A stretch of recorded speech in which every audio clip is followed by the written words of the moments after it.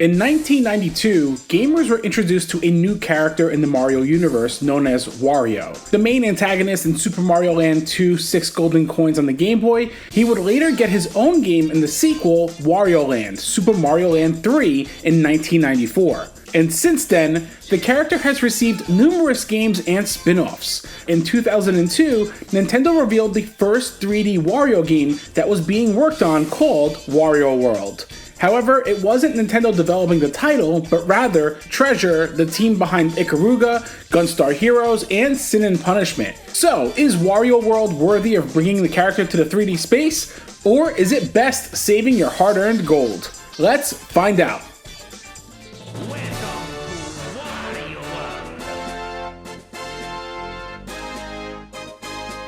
Wario World starts off with Wario in his castle admiring the boatload amounts of gold that would make Scrooge McDuck envious. However, one particular treasure, called the Black Jewel, has awakened from within and transforms all of Wario's treasures into monsters and splits the castle into 4 worlds. It is at this point that Wario must venture through these worlds, try to reclaim his stolen treasures, and put a stop to the Black Jewel. It's an outlandish, if brief story premise, but a clever way to build a game world around it. Wario World takes the gameplay from the Wario Land series and changes things up a bit. The most obvious change is that we now get to experience Wario in an actual 3D setting, and one that's not a sports title either. Upon starting Wario World, you'll be introduced to the Hub World, in which there are 4 worlds to tackle as mentioned: Excitement Central, Spooktastic World, Thrillsville, and Sparkle Land.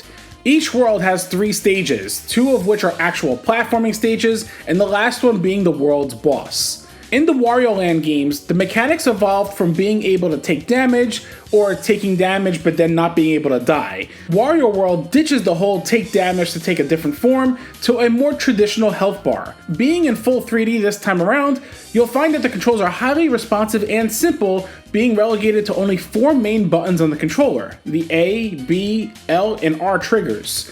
Platforming in general is quite simple, and Wario can even grab onto ledges that you jump onto. When going through levels, there will be a variety of items to be on the lookout for: red crystals, spritelings, golden pieces of a Wario statue, and actual lost treasures to find. First off are red crystals, which are needed to advance to the next level. Typically, these are found in these underground puzzle rooms, either marked with an X on a trapdoor, or trapdoors with solid foundation that require a little bit more force to open. The trap rooms labeled with an X are usually all about solving a puzzle of sorts, rotating the camera to look around, and try to figure out how to get the red crystal here. These also may contain a spriteling or a golden Wario statue piece, so be on the lookout for those. The trapdoors that require a bit more force to access will be more of a test on your platforming skills. Should you fall here, you will need to restart the test, but luckily you will not lose any health. The puzzle rooms are typically on the easier side, but by the final world, good lord, will some of these cause your head to scratch, like this one with these moving blocks here. The same goes for the platforming tests. Some of these will be incredibly challenging to complete towards the end and make you want to rage quit almost as badly as those platforming levels from Super Mario Sunshine where you didn't have the flood pack on you. Spritelings are little creatures that have been imprisoned and need to be rescued. There are 5 hidden in each level to find, and depending on how many you find throughout the game, will actually determine the ending you get. The golden Wario statue pieces are needed to increase your maximum health by half a heart, and there are 8 of these in each level, and some of them are really well hidden. And then there are the lost treasures. You'll see these round colored W buttons that you'll need to hit and then find the corresponding platform somewhere in the level to break open the treasure chest and acquire that treasure. Finding all the treasures actually opens up the ability to utilize the Game Boy Advance connectivity cable, in which you can actually unlock WarioWare minigames to download into the GBA right from the hub area of the game. It's actually a really neat way to utilize the GBA connectivity.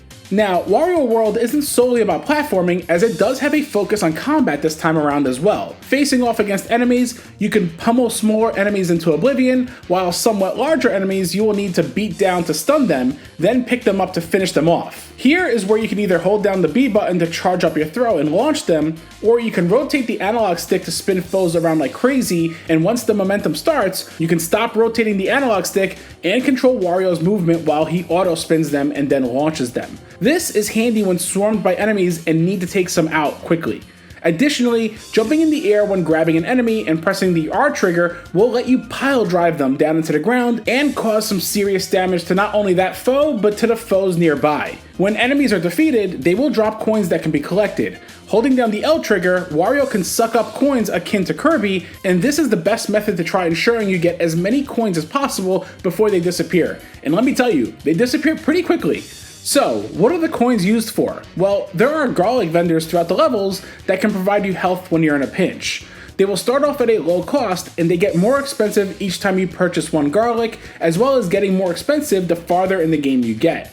If you die in a level or a boss fight, you can instantly revive up to 4 hearts at the cost of coins that you acquired. Also, due to the amount of enemies that return on screen, it does add a layer of strategy to the gameplay. Adding to the strategy are the enemy types. While there are only a handful of enemy types, the game changes their appearances to be entirely dependent on the setting, but does introduce some new ones towards the end of the game as well. Speaking of the worlds, let me tell you that I absolutely love the stage designs in this game.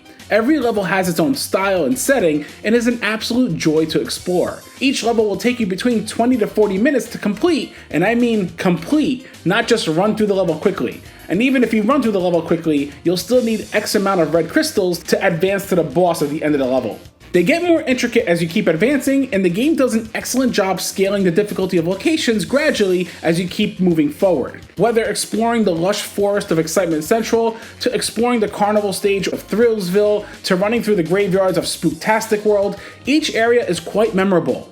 Additionally, if you fall off the stage, instead of losing health or dying, you are brought to the Unithorn's lair, which has these ghostly Unithorn heads flying around trying to eat you and take coins away in the process. There are boxes littered throughout that need to be broken until you find the one that has a spring jump that allows you to escape and send you back to where you fell. These underground locations change based on the world and get more complex the farther you get as well. Now, at the end of each stage will be a boss battle that awaits, and these are incredibly well done.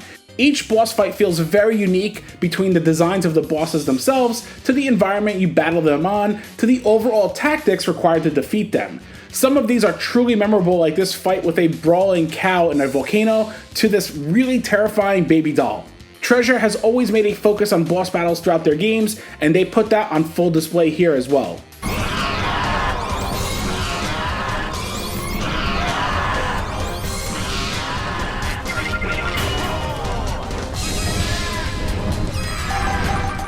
Now, Wario World is a game I was really enjoying, but I did have some gripes with it. First off, the game's length and pacing. Now, this might come as a surprise, but I personally don't mind the game being on the shorter side. I will say, the game did take me about 6 to 8 hours to complete 100%. However, my issue was more with the levels being too long at times. There is a lot to collect for in each level for sure, but I felt some levels could have been broken up to give it a little bit more smoother pacing. Next is the camera. The camera is quite limited in movement and can lead to some frustration when platforming, as you can only slightly pan or tilt during the levels, while the puzzle rooms and platforming tests allow you to rotate it in a fixed direction, akin to something like Super Mario 64. The amount of times I misjudged a jump or missed a platform was frustrating to say the least. Another gripe I had was the lack of being able to cancel the ramming attack move. I'd usually do this at times to speed through sections I backtrack to, and typically I'd end up falling off the stage because I couldn't cancel the animation. In some ways, it reminds me of the original Castlevania games, where if you jumped, you dedicated your jump in that direction and there was no turning back. This was probably more of a personal issue for me in the game rather than an actual fundamental one. The last issue I do have is the lack of replay value. Once you've completed the game and earned all 100% of the collectibles, well, that's it. And while that's typically fine depending on the game, Wario World had me coming back for more and wishing there were more levels, or heck, a sequel even. Visually, Wario World is a stunning looking game. The rich color palette combined with excellent art direction and dramatic lighting all make for a visual showpiece on the GameCube.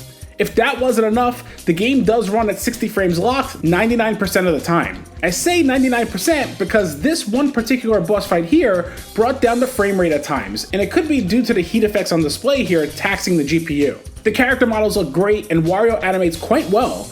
Even when he's standing still, his face is very well animated overall, or if he dies, he has a goofy twitching animation. The levels are also very nicely detailed, coupled with excellent lighting effects and, as just mentioned, those heat effects. Texture work is sharp, and the overall game just pops visually. In terms of audio, Charles Martinet's voiceover work as Wario is on point here and an absolute joy to hear in action. The soundtrack accompanies the game really well, and while nothing overly memorable, just nails the game's aesthetics and overall setting. Each level has a unique track that matches the area, like the carnival music in the Thrillsville level, to the desert-style tune while wrapping up the Sparkle Land, to even the bosses each having their own theme. Additionally, the pause screen has Wario kind of mocking you, not quite sure.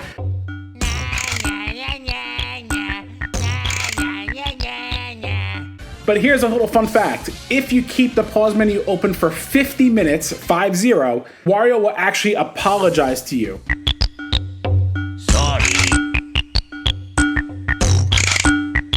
The sound effects also do a great job immersing you into the gameplay, whether hearing Wario beat down foes, pile drive them into the ground, collect items and coins, and also paying attention to the audio cues that give you a heads up when certain treasures are nearby. It just does everything here really well.